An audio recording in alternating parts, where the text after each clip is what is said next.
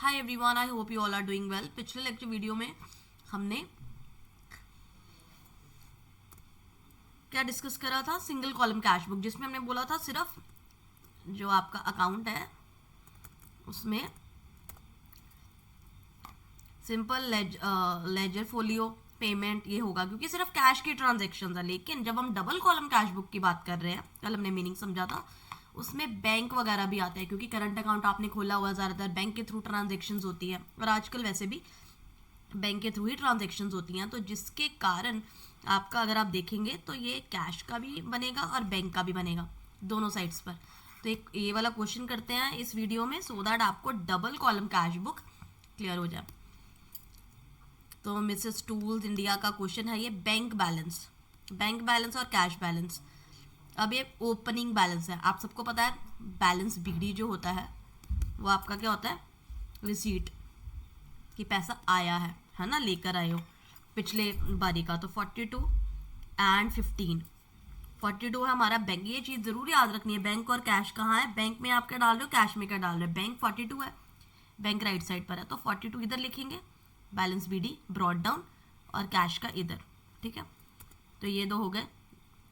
Purchase good by cheque, cheque मतलब bank के through purchase करे गुड्स, बैंक के थ्रू पैसा, बैंक से पैसा माइनस हुआ तो एक्सपेंस हो गया हमारा। परचेज गुड्स करे तो 12,000 हमारा खर्चा हो गया। पेमेंट है ना, ये रही पेमेंट करी बैंक के थ्रू, ये रही 12,000। Sale of good for cash, अब सेल मतलब पैसा आ रहा है लेफ्ट साइड पर, क्योंकि रिसीट्स है 6,000, और कहाँ पर फॉर कैश, कैश के आगे 6,000, ये रहा कैश के आगे है ना। परचेज मशीनरी बाय चेक, अब खर्चा है, परचेज इज एक्सपेंस, एक्सपेंस हमारा क्रेडिट साइड पर आ रहा है। पेमेंट वाले ऑप्शन में 5500 पेमेंट, 5500 थ्रू बैंक, चेक है ना बैंक। सेल गुड्स, गुड्स को सेल किया, receive cheque, deposited on the same day. अब ये देखना है चेक को डिपॉजिट भी सेम डे में कर दिया, चेक रिसीव हुआ सेल गुड करके 4500, सो 4500 सेल के थ्रू बैंक में डिपॉजिट उसी दिन हो गए। कई बार होता है सेल होती है लेकिन बैंक में डिपॉजिट किसी और दिन होता है, तो जिस दिन बैंक में डिपॉजिट होगा उस तभी हम करेंगे ना, तो सेम डे हो गया तो बैंक में आ गया। परचेज गुड्स फ्रॉम रियाउला इन कैश, परचेज मतलब खर्चा, और कैश, कैश में आएगा, खर्चा आएगा एक्सपेंस वाली साइड पर आएगा, मतलब राइट साइड पर आएगा 17,400, cash purchase 17,400। Purchase stationery by cheque, अब बैंक में आएगा, राइट साइड पर आएगा, परचेज वर्ड लिखा होगा 1100, सॉरी एसेट परचेज करिए, परचेज वर्ड नहीं, मतलब परचेज के कारण खर्चा है तो इधर आएगा स्टेशनरी, स्टेशनरी एसेट है और एसेट को हम एसेट का नाम लिखते हैं। Cheque given to Rohit, cheque हमने दिया, खर्चा, चेक इज बैंक 1500, बैंक खर्चा 1500 किसको दिया, बैंक की तरफ डालेंगे Rohit. Now cash withdrawn from bank, ठीक है, बैंक से विड्रॉ करा मतलब कैश आ रहा है,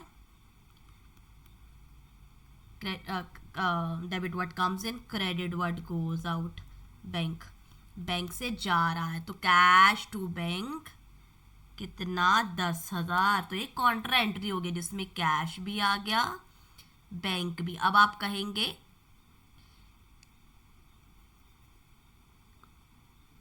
ये कैश इधर आएगा और बैंक इधर, दो जगह एंट्री होगी, इसे कॉन्ट्रा एंट्री कहते हैं। जब cash to bank, bank to cash इस तरीके से एंट्री हो तो वो हमारी दोनों साइड्स पर आएगी। अब देखो जी, आपने क्या किया, कैश विड्रॉ फ्रॉम बैंक, अब cash withdraw from bank, cash भी आया लेकिन बैंक से तो माइनस हुए ना, तो खर्चा भी आपका हुआ और कैश भी चाहे मिला, तो रिसीट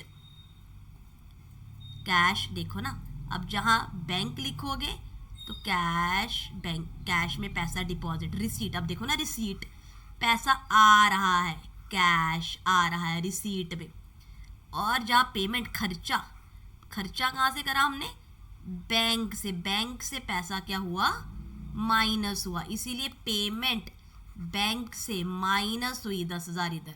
और वर्ड उल्टा लिखेंगे, जब कैश डिपॉजिट हो रहा है तो वर्डिंग यहाँ पर बैंक लिखेंगे, और जब यहाँ पर बैंक से पैसा माइनस हो रहा तो यहाँ पर वर्ड कैश लिखेंगे। इस चीज़ को ध्यान में रखें।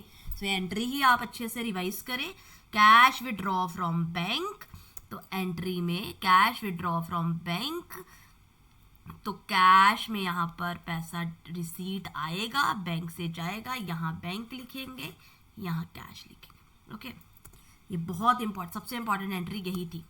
Rent paid by cheque, rent paid by, rent खर्चा हमारा पेमेंट वाली साइड पर 2500, ये रेंट बैंक के थ्रू गया।